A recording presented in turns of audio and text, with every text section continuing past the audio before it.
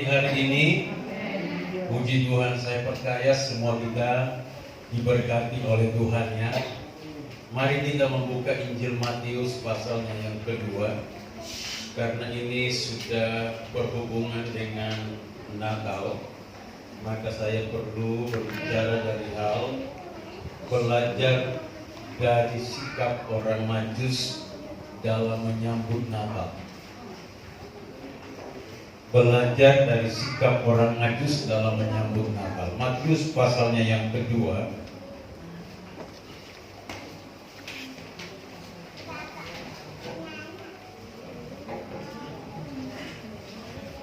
ayatnya yang pertama dan ayat 10, ayat 11 dan ayat 16. Kalau saudara tidak membawa Alkitab, bisa ada di slide ayat-ayat ini. Dan coba diperhatikan dengan baik-baik ayat ini. Kita belajar dari sikap orang Majus dalam menyambut Natal. Matius pasal 2 ayat 1 dan 2 berkata demikian. Sesudah Yesus dilahirkan di Betlehem di tanah Yudea, pada zaman Raja Herodes, datanglah orang-orang Majus dari timur ke Yerusalem dan bertanya-tanya, di manakah dia, raja orang Yahudi yang baru dilahirkan itu? Kami telah melihat bintangnya di timur dan kami datang menyembah dia. Ayatnya yang ke-10 dan 11. Ketika mereka melihat bintang itu, sangat bersukacitalah mereka, maka masuklah mereka ke dalam rumah itu dan melihat anak itu bersama Maria, ibunya, lalu sujud menyembah dia. Mereka pun membuka tempat harta bendanya dan mempersembahkan persembahan kepadanya, yaitu emas, kemenyan, dan mur. Ayatnya yang ke-12. Dan karena diperingatkan dalam mimpi supaya jangan kembali kepada Herodes, maka pulanglah mereka ke negerinya melalui jalan lain. Bisa berkata amin. Belajar sikap dari orang Majus dalam menyambut Natal.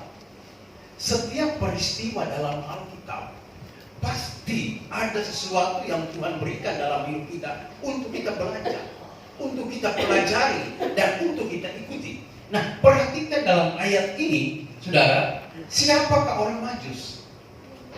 Sehingga kita harus belajar. Siapa orang Majus sebenarnya? Orang Majus pertama adalah adalah sekelompok orang yang meneliti bintang. Itu orang Majus. Majus kata dasarnya adalah magus atau magog, yaitu dari kata magic.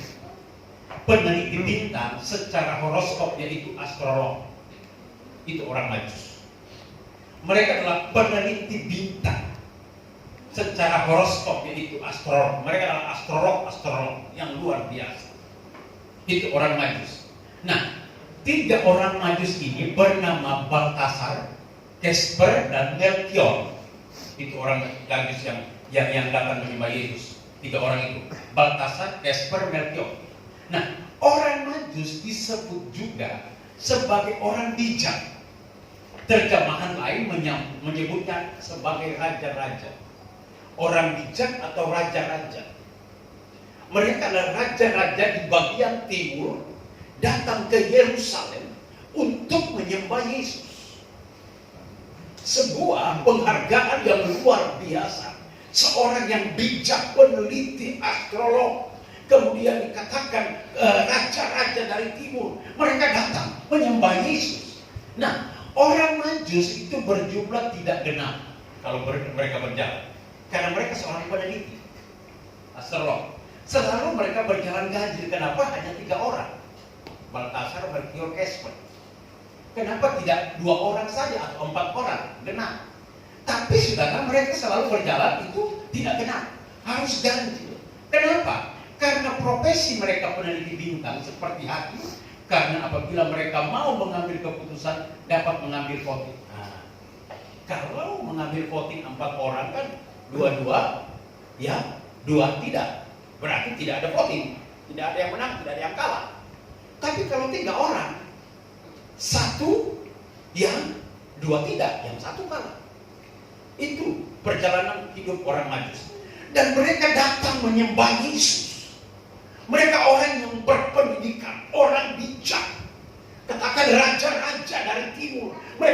datang ke Yerusalem untuk menyembah Yesus. Nah saudara, ini orang Majus, ya. 3 orang Majus itu Baltasar, Esrol, Melchior, ya. Ini mereka, tapi dalam terjemahan lain mereka tidak naik unta, tapi naik kuda, karena jauhnya luar biasa dari timur ke Yerusalem. Nah, bagaimana sikap orang Majus dalam menyambut Natal? Natal tidak lama lagi kita adakan tanggal 23 Desember, rencana tanggal 23 Desember.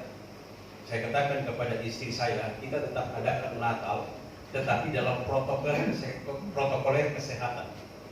Kalau jemaat kita di Keraksaan saja hadir semua, itu ada 70 orang lebih. Itu di Keraksaan, belum undangan yang lain.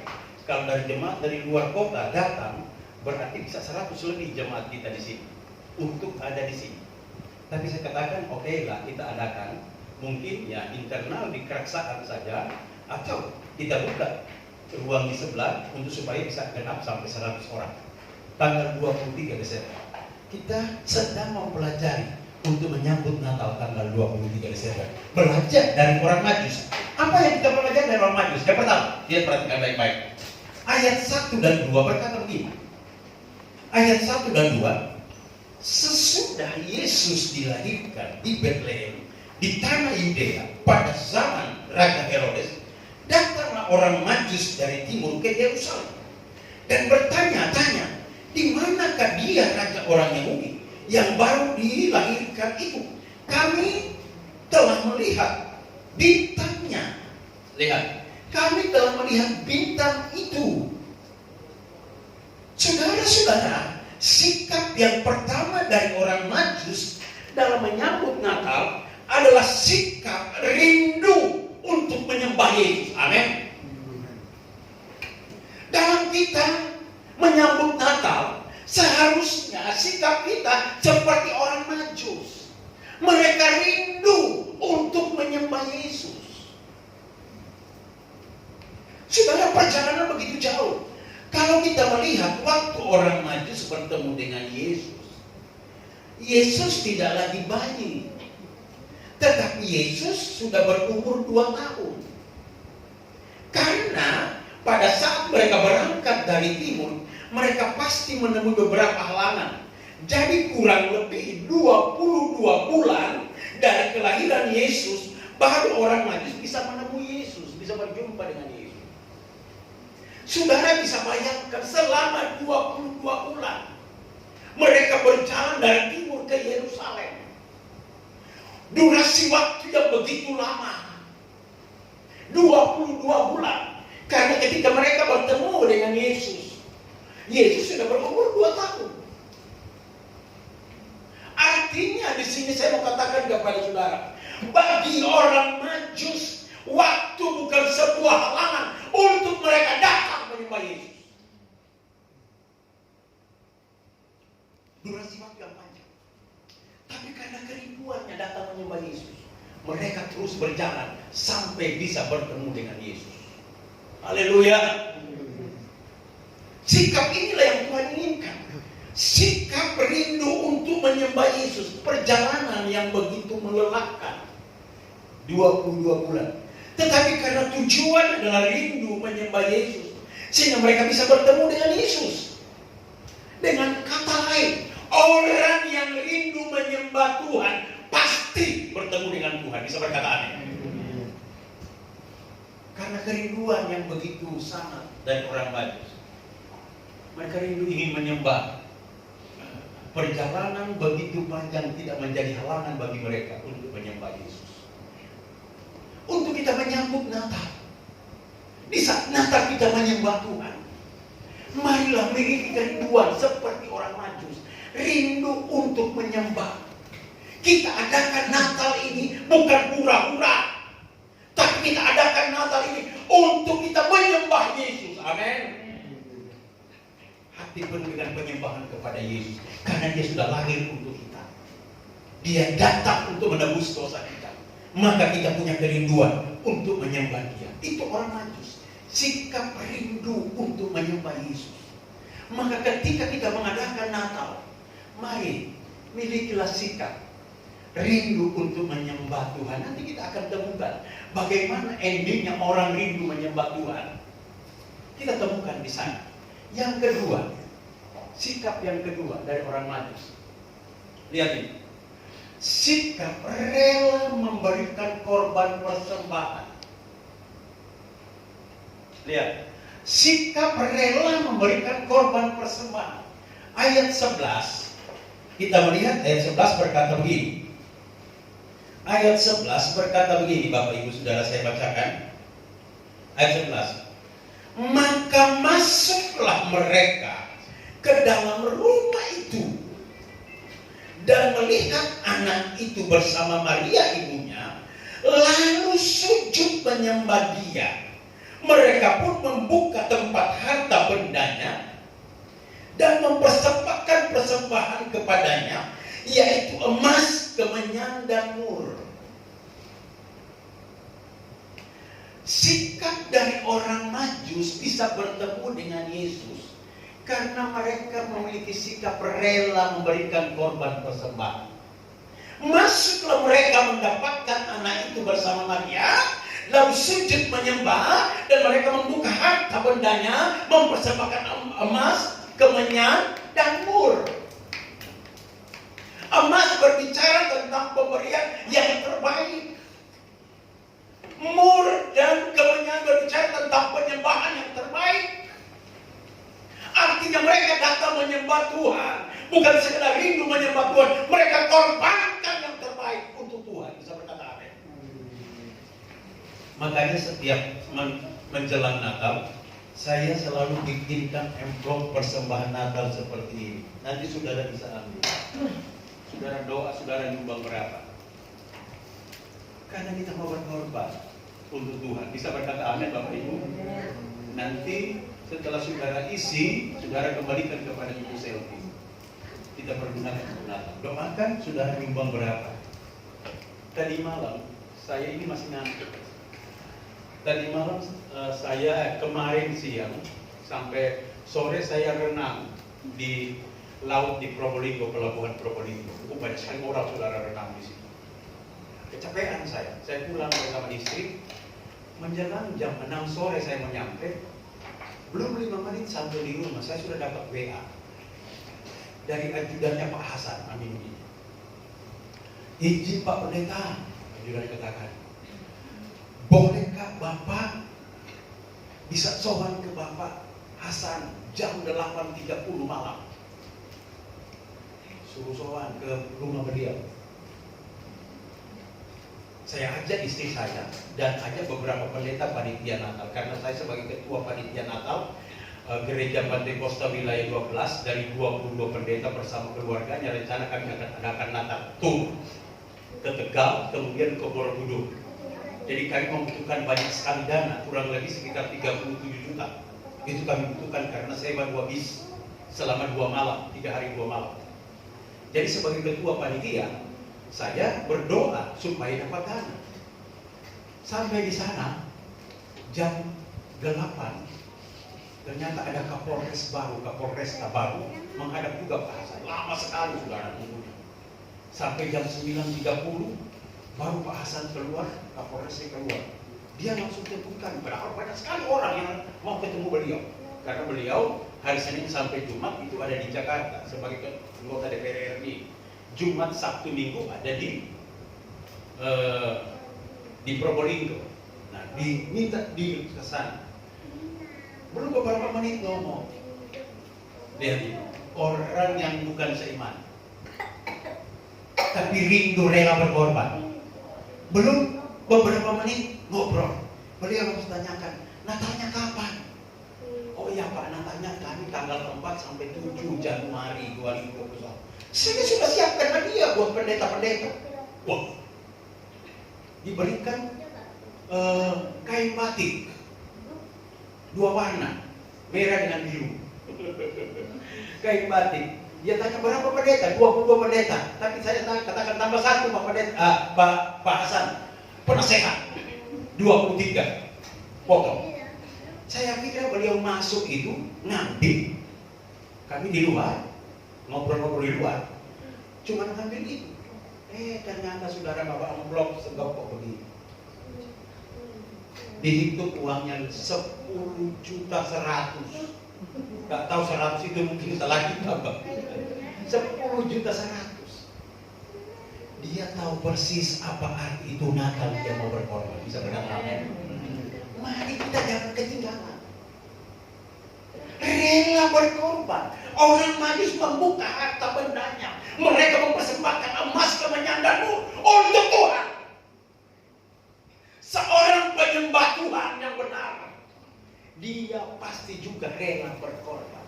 Akhirnya uang itu saya langsung masukkan ke bendahara, panitia, pendeta Henok Laseman. Jadi sudah terkumpul sekian puluh juta. Saya percaya Tuhan selalu menolong kita. Amin. Tuhan bisa gerakkan siapa saja. Karena seperti orang Majus, mereka bukan orang Yerusalem. Mereka dari jauh. Mereka datang berjalan 22 bulan lamanya hanya untuk datang menyembah Yesus dan mempersembahkan korban. Itu luar biasa. Nah saudara-saudara, orang Majus memberikan korban persembahan berupa emas, kemenyan, dan mur sebagai sesuatu yang khusus buat Yesus. Ketika kita memberikan persembahan Natal, itu persembahan khusus buat Yesus, bukan buat gembala, buat Yesus. Haleluya. Itu buat Yesus. Yesus memandang bahwa persembahan mereka merupakan persembahan dari pribadi yang rela berkorban.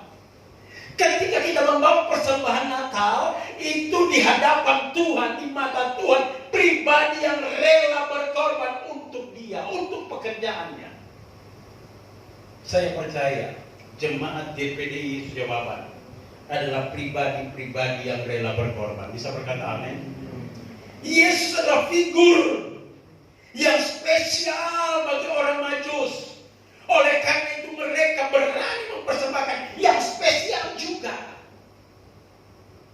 Mereka persembahkan yang spesial. Buktinya apa spesial? Emas, kemenyan, dan mur. Itu spesial. Kenapa nggak recehan aja? Kalau recehan kan nggak spesial. Kenapa kita harus berikan yang spesial? Karena Yesus sudah berikan nyawanya untuk kita. Itu sangat-sangat spesial. Tidak bisa dibayar oleh apapun. Bisa berkata amin? Orang Majus memberikan yang spesial. Kemudian jika Tuhan Yesus adalah Tuhan dan Juru Selamat kita, pusat penyembahan idola kita, maka kita juga harus rela mengorbankan apa saja demi Yesus. Haleluya. Orang Majus korbankan reputasinya, berjalan 22 bulan, ya, datang sujud menyembah seorang yang raja, menyembah raja segala raja. Bukan hanya menyembah, tapi mereka mempersembahkan sesuatu yang spesial. Itulah sikap dalam menyambut Natal. Bisa berkata amin? Makanya jangan saudara kata persembahan lagi, pendeta John Natal lagi, persembahan lagi. Enggak. Itu bukan untuk keperluan pendeta, tapi untuk keperluan pekerjaan Tuhan. Karena kita mau berikan yang spesial untuk Tuhan. Bisa berkata amin? Next ya. Sikap yang ketiga, lihat. Sikap peka atau sensitif terhadap kehendak Tuhan. Coba lihat ayat 12. Mereka peka, sensitif. Ayat yang ke-12 berkata begini. Dan karena diperingatkan dalam mimpi supaya jangan kembali kepada Herodes, maka pulanglah mereka ke negerinya melalui jalan lain. Peka. Mereka diperingatkan oleh malaikat Tuhan supaya jangan kembali ke Herodes. Karena alur cerita ini di situ dikatakan sebelum mereka datang menyembah Yesus, mereka bertemu dengan Herodes dulu. Herodes mendengar ada raja yang lain, tidak mau tersaingi. Dia ingin bunuh Yesus, dia ingin bunuh orang Majus. Tolonglah kalau kamu sudah dapat tempat anak itu, kembali lagi ke saya ya, kata Herodes. Oke, kata orang Majus. Tapi ketika mereka sujud menyembah, mereka memberikan korban persembahan kepada Tuhan, Tuhan berbicara dalam mimpi. Jangan kembali kepada Herodes. Kalau engkau kembali kepada Herodes, pasti kamu mati. Ini kepekaan rohani. Orang yang sujud menyembah kepada Tuhan, orang yang suka berkorban untuk Tuhan, saya percaya Tuhan berikan kepekaan rohani. Tuhan berikan sensitif rohani untuk mengerti kehendak Tuhan. Haleluya. Kalau kita selalu ibadah, selalu menyembah Yesus, selalu berkorban untuk Yesus, pasti kita menjadi orang-orang yang peka, orang-orang yang sensitif terhadap perkara-perkara rohani. Haleluya. Kalau orang sensitif perkara rohani, peka perkara rohani, saya yakin rohani itu nomor satu bagi dia. Bisa berkata amin? Perkara rohani nomor satu bagi dia. Nah, orang maju seperti itu. Sikap dikatakan peka, orang yang peka terhadap kehendak Tuhan yang diperingatkan dalam mimpi. Sebenarnya sangat sulit untuk memiliki kepekaan akan suara Tuhan waktu itu. Kenapa? Karena pada waktu itu, saudara, selama 400 tahun Tuhan tidak pernah berbicara kepada orang Israel. Masa testament, masa di mana Tuhan tidak berbicara langsung. Tuhan berdiam diri karena dosa Israel selama 400 tahun. Tapi Tuhan berbicara kepada mereka dalam mimpi. Artinya, setiap orang yang sujud menyembah, suka berkorban untuk Tuhan, Tuhan selalu memberikan kepekaan rohani kepada mereka. Bisa berkata amin? Kami selalu berdoa bersama istri, bersama Ibu Selvi. Selalu Tuhan kasih kepekaan rohani. Oh, si Anu ini dalam kondisi begini, ini dalam kondisi begini. Tuhan beritahu. Doakan begini. Karena kepekaan itu, saya percaya kalau kita punya kepekaan rohani, kalau kita senang sujud menyembah, suka berkorban untuk Tuhan, Tuhan berikan kepekaan rohani dalam setiap kehidupan kita. Orang Majus seperti itu. Bisa berkata amin? Nah, otak orang Majus tetap peka dengan suara Tuhan. Dari kepekaan itulah yang membuat hidup mereka menjadi selamat dari ancaman pembunuhan Herodes. Coba kalau mereka nggak peka, mereka kembali ke Herodes, mati, dibunuh oleh Herodes. Tapi karena kepekaan itu, maka mereka selamat dari ancaman pembunuhan Herodes. Haleluya. Sikap yang ketiga adalah sikap peka atau sensitif terhadap kehendak Tuhan. Dalam kita menyambut Natal, milikilah sikap peka, sensitif terhadap pekerjaan Tuhan. Jangan jadi penonton di gereja, jangan. Rugi sendiri, Bapak itu rugi sendiri. Orang yang menabur pasti menuai, orang tidak menabur tidak menuai. Itu kalau kita peka. Bisa berkata amin? Tidak ada taburan, tidak ada tuaian. Itu orang peka. Yang keempat, ayat 10. Yang keempat, coba lihat ayat yang keempat. Sikap penuh dengan sukacita. Sikap orang Majus menyambut Natal, sikap penuh dengan sukacita. Ayat 10 berkata begini. Ayat 10. Ketika mereka melihat bintang itu, lihat, sangat bersukacitalah mereka. Sangat bersukacitalah mereka. Dalam kita menyambut Natal, memiliki hati, sikap yang penuh dengan sukacita. Amin. Sambut Natal itu dengan sukacita. Sambut Natal itu dengan penuh sukacita. Ketika kita menyambut Natal dengan sukacita, saya percaya Roh Kudus akan memimpin kita. Makanya dikatakan bintang itu, ketika mereka melihat bintang itu, sangat bersukacitalah mereka. Apa itu bintang? Bintang tidak lain berbicara tentang pelayanan kuasa Roh Kudus.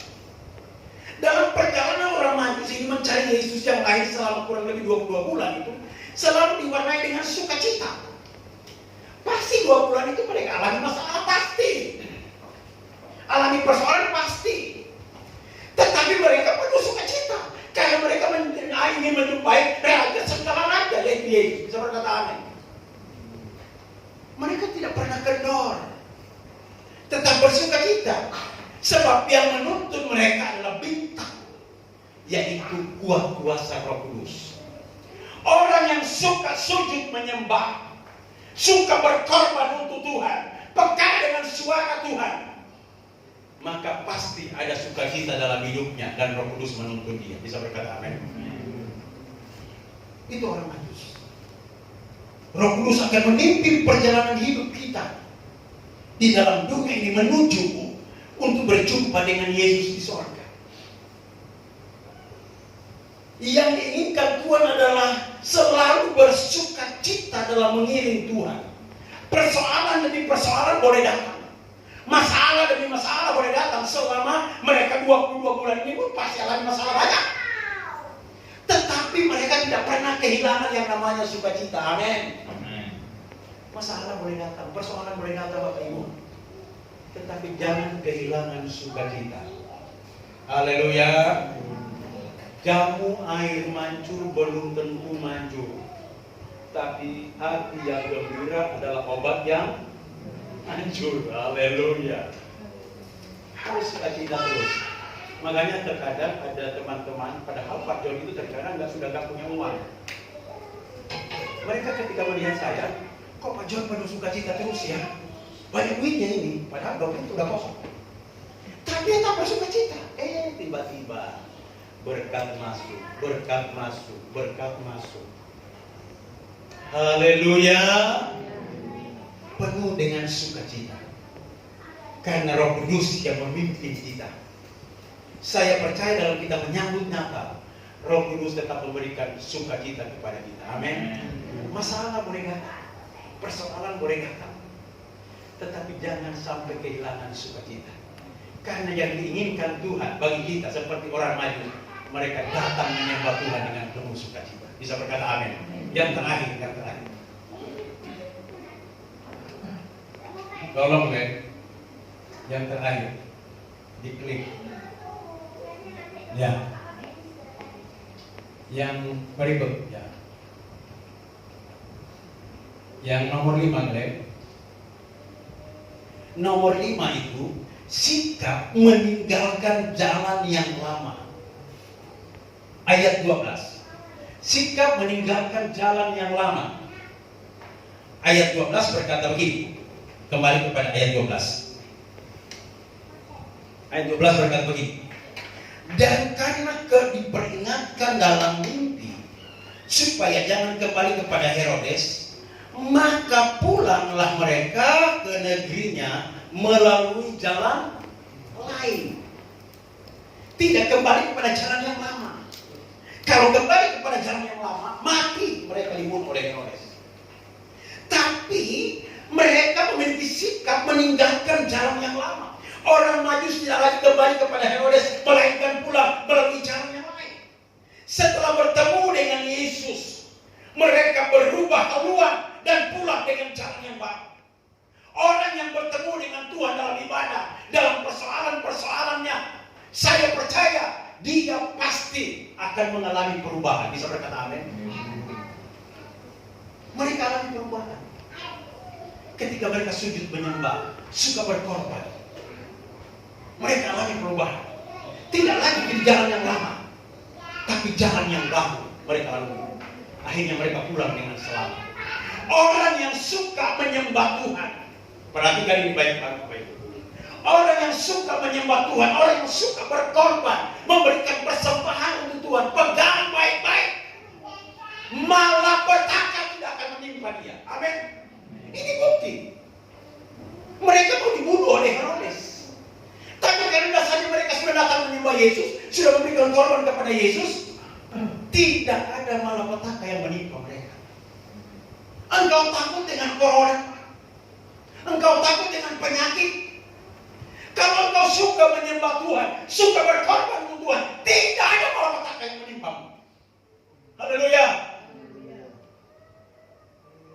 Beberapa hari yang lalu, saya bertemu dengan Haji Rifai, Ketua Nasdem Kabupaten Probolinggo. Dia katakan kepada saya, Pak Pendeta, kalau bisa dengan corona ini, ibadah di gereja jangan diliburkan. Ibadah terus, jangan takut. Corona takut sama Tuhan. Corona takut sama Allah. Dia katakan begitu. Orang yang nggak percaya Yesus bisa berkata begitu. Baru-baru 3 hari yang lalu, karena saya sebagai ketua panitia, telepon salah satu pendeta. Dia katakan, karena dia belum mendaftar, saya katakan, Pak Pendeta, mau ikut Natal turun wilayah? Aduh, enggak. Wih, dia katakan begitu, kenapa enggak? Ini kan masih masa corona. Jemaat saya 2 meninggal karena corona. Dia bilang begitu. Saya memakamkan juga pakai APD, alat pelindung diri. Loh, saya tanya, emangnya di gereja ada di gereja? Di gereja, bagi saya kadang sekali dilaksanakan. Loh, kok bisa kena corona? Di gereja GPDI Yesus Jawaban selalu dilaksanakan ibadah. Buktinya kita sehat sampai hari ini. Berikan kemuliaan Tuhan kita. Itu perbedaannya. Kalau kita suka menyembah Tuhan, suka berkorban untuk Tuhan, tidak ada penyakit yang menimpa kita. Haleluya. Karena pasti Tuhan lindungi seperti orang manusia. Tuhan lindungi. Kamu jangan pulang dengan jalan ini, pulang dengan jalan baru. Pasti selamat. Maka mereka selamat dari ancaman Herodes. Amin. Dengan pengertian sederhana. Kalau kita suka menyembah Tuhan, suka berkorban untuk Tuhan, dijamin hidup kita selamat dari penyakit, selamat dari masalah, bahkan selamat sampai di surga kekal selama. Haleluya. Tutup Alkitab.